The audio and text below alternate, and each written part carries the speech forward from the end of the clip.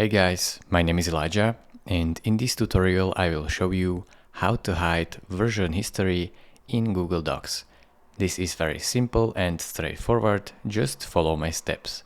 First step in order to hide your version history is to go right here to last edit, so click on it, and here you can see your version history.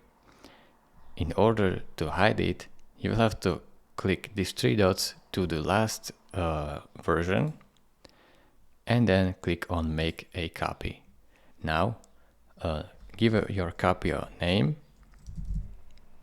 and then simply select where you want to save it. So in my case this is my drive, and you can tick this box if you want to share it with the same people and then click on make a copy. Now this will create a copy of your document where the previous history is nowhere to be seen, as you can see.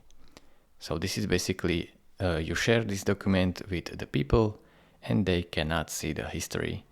So just delete the previous one and you should be all set.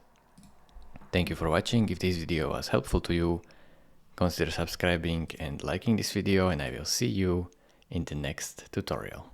Bye bye.